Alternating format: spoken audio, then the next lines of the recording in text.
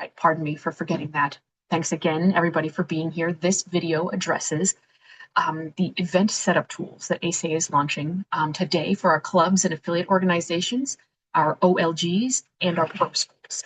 In the future, we're going to expand this platform to our instructors, our trainers, our leaders, guides as well.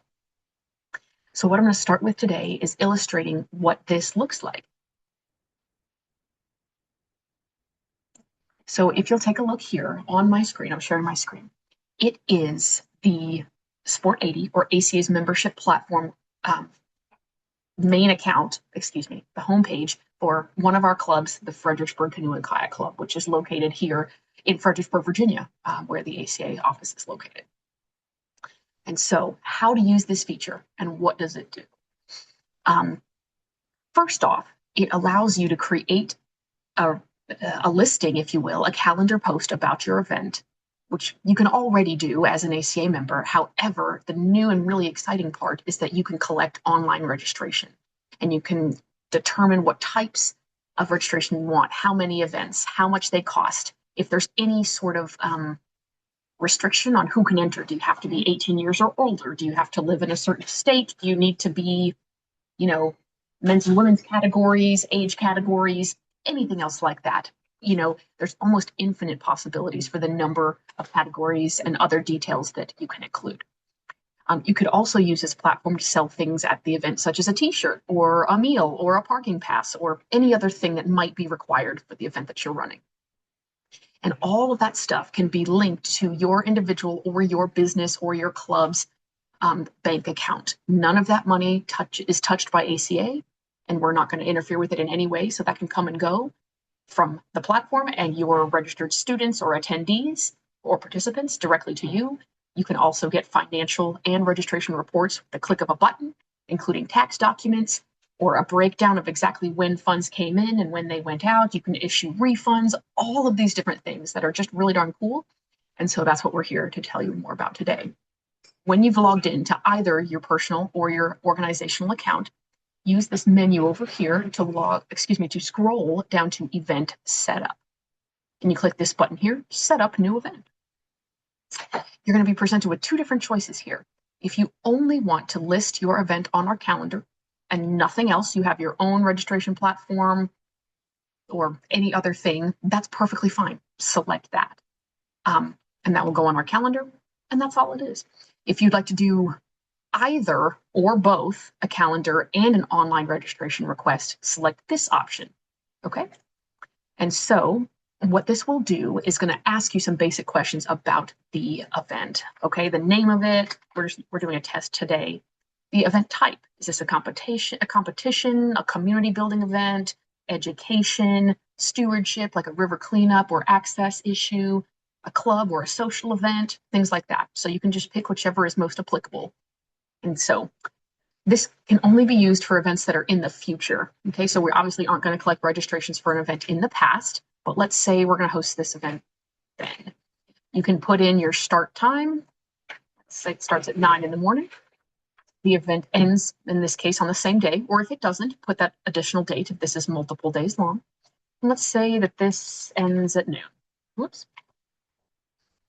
The day that registration is going to open. Do you want people to start registering today, or they have to wait until some other date? Whatever, you can choose those things exactly as you want. And if the date has a cutoff a couple days ahead of time, a week ahead of time, anything else like that, you can indicate that right here. So here is interesting. If this event is completely free, that's okay. Just enter the number 0 in this box where it says registration fee. If it has 5, 10, 100, 200, whatever the amount of money is, you enter it just as a single number. You don't need to put the $ in front of it, okay? For the event organizer name, that can be you, that could be your events coordinator at your club, that could be your business partner, whoever it is. You just fill out their information here. Exactly as that pertains to your event, right? So this is going to then lead you into the next item, the venue address. Where is the event being held? If you have multiple locations, that's okay. List the primary ones, such as where someone would come to check in, register, pick up their packet, pick up whatever they need. And that's perfectly fine. You'll then go to next. And then here is where you're going to have the event administration tools. You can put an image on there if you want the event to have a picture or a logo. And right here is where you indicate, do I want this to be on the public calendar or not? If you do, meaning the public can find and register for your event, great. If this is a private event, but you still want to collect registrations, meaning it's for, your local youth group, scout group, club members only, whatever, you'll still be able to give them the registration link, but it won't be available to the public. Okay, that's why you have both here. And then again, the public entry fee, if you want this to be shown to the public as $20, but for invited members it's 10, you can make those differentiations here. But just take a minute to think about some of these things and what you want them to look like when the public or your club members or whomever find it. And then you're going to click submit. And you're going to get this little wheel says we're going to process this. And this request will come over to us and myself and Crystal specifically. And they'll say, hey, your test event, or whatever the name of your event is, has a request for an event setup. It says it right here. It'll be reviewed. Oh, sorry. And then a notification will be sent to you once it's approved or it's rejected. Okay. And so Crystal or I will take a look at that. And then we'll approve that for you. So if you'll give me 1 second, I'm going to go ahead and do that. Oops.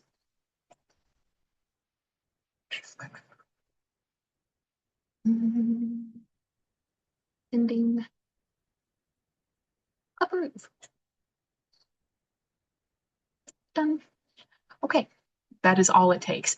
And so once we've approved that for you, you'll have now this is your admin panel. Okay, so once it's approved, again, we do these every single day as they come in. So there's not going to be a giant lag of time. If you have questions about how to do this or what we review or how long it takes or anything like that, you can shoot us an email at any time at events, the word events at americancanoe.org. Okay. And so you can review your venue address and your event details, change those things if you want to. If you want to add a website where people can find more information or the phone number of the person they can call for more info, you can do that too. Some additional stuff you need to take a look at is this additional info. This is the info that's going to be displayed on the calendar post itself. If you want to say, hey, these are the registration categories, this is the, the 6th year of this event, and, these are the couple of boats that we're providing, or you need to bring your own, or whatever details you want people to know. This is like your elevator pitch, right? And then this tab, payment confirmation email. This is what is contained in the email that is sent to someone who registers. Thank you for registering. Please give me a call here if you have additional questions. The date is this, the directions are that, show up here, whatever you want them to see in this confirmation email, write it here, okay? You can also insert links, add pictures, bold and italicized, all the different things like you would be using in a regular word processor. And then over here on the event admin tools, you can say, hey, is this event open to the public or invitation only? Yes or no. Should this appear on the public event calendar? It'll default to whichever you selected in your first setup, but you can change it if you change your mind. Do you wish for entry lists to be publicly viewed? This means, do you want others to be able to see who is signed up, who's going to be there? Yes or no. And then if you have a limited number of spots in this event, you can choose to enable a waiting list feature. And if someone withdraws, the people on the waiting list are notified so that they can sign up if they want to. All right, so those are all the things that you can choose in this block of event information. Also make a note that up here, registration link button and registration link QR code, you click these, it'll copy the invitation to register link to your computer or download a QR code that you can put on a flyer, give to somebody, send it in an email, anything that you need. That's where you get those two pieces of information, right? Entry options. This is the beautiful, yet sometimes complex tool here, which is you can define exactly what you want this registration form and all the options to look like. Okay, for example, I'm going to go down to registration options. This option 1, 2, 3 is the default that is just contained in here when you set up an event. If you want to say option 1 is kayak race and it costs $25, what you would do is click this button that says edit and change the name. right? And if you have a cutoff date for when they can register for this, put that in there.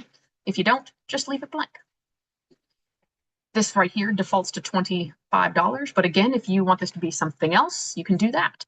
If you want to have an early bird cost up until a certain date or after a certain date, you can select those things.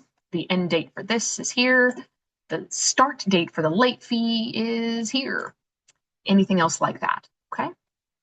And then you could say, if there's a total number of registrants, there's only space for 20. If you have an age restriction, meaning you have to be older than 6 years old, or you have to be older than 10, or whatever that is, enter that, or you can just delete it and there be nothing, okay? You could say this is only open to men or women or both. And so any of these things that you don't want to use, you can just delete them or edit them so that they fit what you need. In this case, options 2 and 3, for example, you don't need these things, just click the X to remove it. If you want to add something brand new that's no longer here or that is not here yet, you click the plus and here you go. This is the canoe race part. Oops, no, I don't want that. And the cutoff date for registration for that is this. It's also $10. We don't need any of this right now. So there you go. For example, just add as many options as you want right here. Okay. You also can edit the name of this. Instead of registration options, you can change it to registration choices. Oops, if I can spell. Or anything else like this, okay? You can change to have the options in a drop-down versus a checkbox.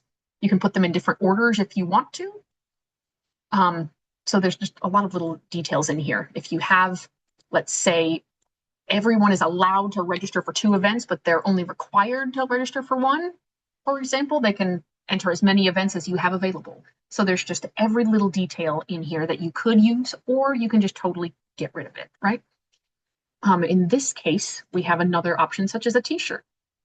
Small, medium, large, right? These are the default. You can either use these exactly as is if you happen to be using t-shirts, or you can X out or add more sizes just like we were talking about in the registration options. Or if you do not want event t-shirt at all, click this X button and it'll just take that out of, ding, ding, ding, right here. It takes it out of all of that. So that's not a choice. But if you want, you can also add a brand new category. You say, hey, I'm doing meals, I'm doing parking, I'm doing boat rentals, I'm doing, what your partner's name is, something like that. You can add as many of these categories as you want, which is really darn cool. And so right now, I'm going back to the admin. Let's see where it leaves us right here. You can also, once you're back on this main page, you can take a look at charts. It will generate some charts for you on the number of people who have registered, on which dates, for which events. You could also, for example, take a look at this tab called Reports. You can generate a registration report or a financial report with the click of one button that goes directly to your device, either your phone or your computer, or your, tablet, if you're using one of those. If you did upload any documents, PDFs, instructions, rules, whatever that goes along with your event, you can upload them here and review them, replace them if something has been updated. If your event is by invitation only, you can add search by name. If you know who they are and they're an ACA member, you can add them here. If you want to have, let's say, discount codes, you have some VIPs that you want to be able to register for free, you can create a code and give them that code directly, and they can register for free or whatever discount you want to provide for them.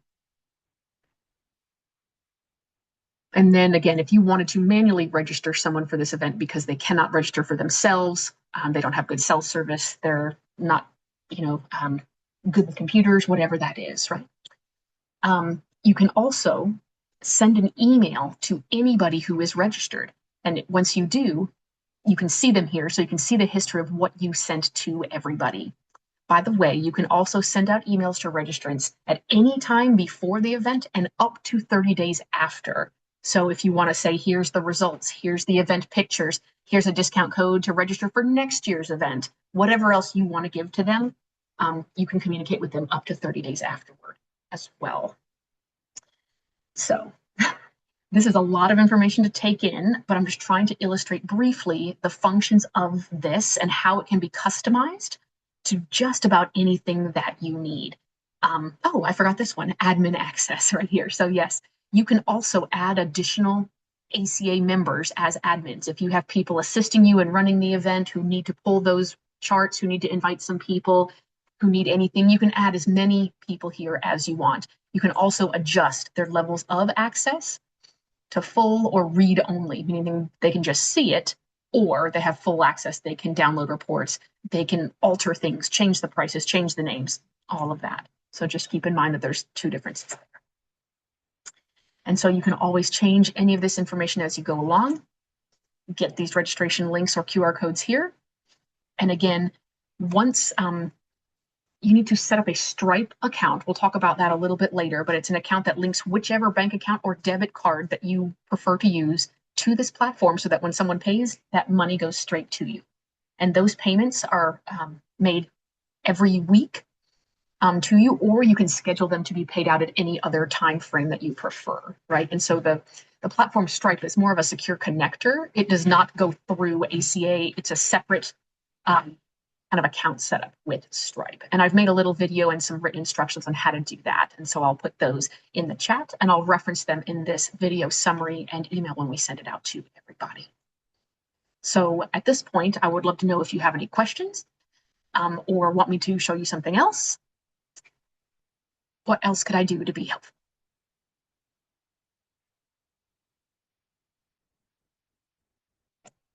While we wait, I'll go over here to the main ACA website, where I'm going to show you within the community or the insurance tab, you can find this thing called the Help Center, or in the instructors tab, it's called Admin Support Center. It is our Zendesk ticket desk right here. So you can type in anything, and we have an AI tool that will help you find keywords amongst all of our help articles and how do you do anything. And so in this case, I'm going to go to organizations because right now this tool is only available for clubs and organizations. We're going to wait a couple months before we open it up to instructors. But you can see these four first things in the list, or how do you set up events and online registration? This is a step-by-step written instructions with screenshots of what I've just described to you now. This is how you set up a Stripe account to collect those fees. Here is how you review or download those reports that we earlier talked about. And then here's just how to schedule a payout from those fees utilizing the Stripe account, right? And so I'll put this into the chat for everybody so that you can take a look at that a little bit later. And I suppose that concludes my presentation today. And if you have any other questions, I would love to answer them now. Or you certainly can go on and enjoy the rest of your afternoon, and we'll send out the summary a little bit after this.